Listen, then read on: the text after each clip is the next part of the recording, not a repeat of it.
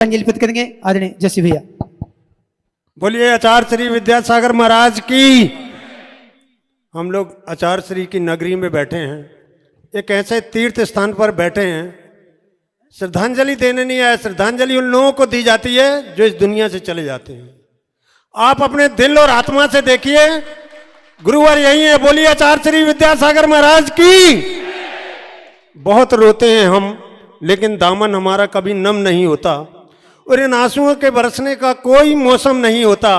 सदा महफूज रहता हूं मैं दुश्मनों के बीच, क्योंकि मेरे गुरुवर की दुआओं का खजाना कभी कम नहीं होता, कभी कम नहीं होता। समय कम है, मैं अपने जीवन की एक हकीकत जहां पर मेरे गुरुवर मेरे साक्षात आकर खड़े हो गए थे, उस बात को रखूंगा और अपना स्थान ग्रहण करूंगा। आज से करीब 25 साल पहले जब हमारा बहुत खराब समय था, फाइनेंशियली स्थिति बहुत खराब थी, मेरी गाड़ी, हकीकत कहूंगा झूठ कुछ भी नहीं है, मेरा ट्रक असम में एक्सीडेंट हो गया जिसका इंश्योरेंस नहीं था और पुलिस थाने में खड़ी कर दी गई। मैंने अपने ड्राइवर से बोला, बेटा कोशिश करना कि केस ना बन पाए, क्योंकि हमारी ऐसी स्थिति नहीं है कि हम अपनी गाड़ी को लाखों रुपए खर्च करके वहां से छुड़वा कर ले आए। और मैंने ड्राइवर को फोन किया, मेरे घर में गुरुवर का मंदिर बना हुआ है, सभी जानते हैं। मैं उनके पास आधा घंटा बैठकर रोया और मैंने गुरुवर से आराधना करी। जब घर पहुंचा तो 11:15 बज रहे थे। मेरे छोटे भाई कहने लगे क्या हुआ, तो मैंने बोला अदालत में एप्लीकेशन लगा दी। तो मेरे भाई कहने लगे रात में 11:15 बजे कौन सी अदालत खुली है, तो मैंने दादा बोला कि दुनिया की सबसे बड़ी अदालत। जब मैं सवेरे 7 बजे उठा, जहां पर मेरी गाड़ी एक्सीडेंट हुई थी उसके 50 किलोमीटर आगे से ड्राइवर का फोन आता है, भैया हम तो बुगाई गांव पहुंच गए। तो मैंने बोला थाने का क्या हुआ, बोलते बड़े साहब आए थे, बोलते इनकी कोई भी गलती नहीं है, इनको क्यों रोका है, चलो भगाओ इनको। जय जय गुरु। ये थे आचार्य श्री। भाइयों और बहनों, जिन्होंने हमारे लिए दुनिया छोड़ दी, जिन्होंने हमारे लिए सब त्याग दिया, और दुख की बात यह है कि हम उनके संस्कारों पर नहीं चल पा रहे। भगवान को सब मानते लेकिन भगवान की कोई नहीं मानता।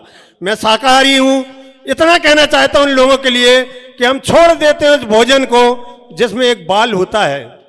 हम छोड़ देते हैं उस भोजन को जिसमें एक बाल होता है, फिर क्यों खाते हैं उस अंडे को जिसमें एक मां का लाल होता है। जीवन के अंदर आज हम जिस दौर में जो रहे हैं, कहते हैं जन्म दूसरे ने दिया, नाम दूसरे ने दिया, शिक्षा दूसरे ने दी, रोजगार दूसरे ने दिया, पहला और आखिरी स्नान दूसरे कराएंगे, मरने के बाद उठाकर दूसरे ले जाएंगे, मरने के बाद बची हुई संपत्ति भी दूसरे बांट लेंगे। तो फिर इस दुनिया में हमारा है क्या। गर्मियां आ रही हैं, कोशिश करो अपने घर के बाहर पानी की टंकी रखो, आचार्य श्री के दिए संस्कारों पर चलो। ये कोरोना में कुछ नहीं था, सब हमारे कर्मों का नतीजा था। हम लोग हजारों लोगों में जाते थे। जब मैं घर पहुंचता था, दादा विधायक जी, जब मैं घर पहुंचता था तो मेरे भाई मुझे घर में घुसने नहीं देते थे, तो मेरे जेब में पत्थर रहता था। मैं गुरुवर के स्थान पर खड़ा हूं, मेरे जेब में पत्थर रहता था और मैं गुरुवर को ये बोलकर सवेरे निकलता था, गुरुवर मैं नेक काम कर रहा हूं, इस जिंदगी की रक्षा आपने करनी है। यकीन मानना, गुरुवर ने दुनिया के लिए, सागर के लिए, संसार के लिए इतना कुछ दिया कि हम लोग अगर 10% भी उनके संस्कारों पर चल पाए तो हमारा जीवन धन्य हो जाएगा। गुरु गोविंद सिंह जी के बच्चे जिनके अंतिम संस्कार के लिए जगह नहीं थी, टोडरमल जैन जी जो दुनिया के अंदर सोने के सबसे बड़े व्यापारी थे, तो उन्होंने उनसे बोला हमें संस्कार के लिए जगह चाहिए है। तो मुगल बादशाह कहने लगा जितनी जगह चाहिए उतनी अब सोने की मोहरें बिछाओ।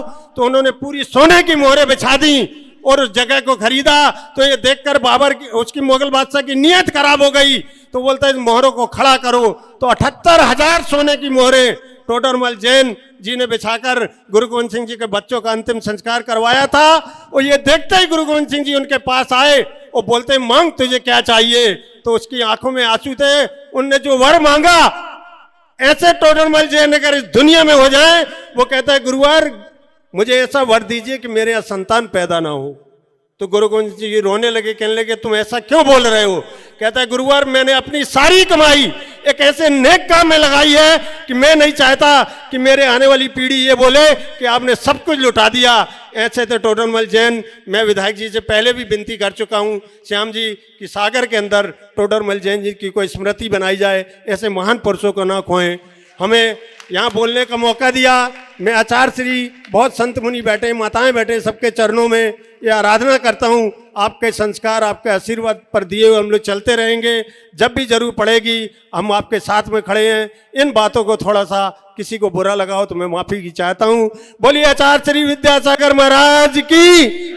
जाते जाते अंतिम बात कहना चाहूंगा, हम लोग खुद भुगत रहे हैं। कहते हैं जब तक हमारे घरों में पानी के घड़े थे हम सब बीमारियों से दूर खड़े थे।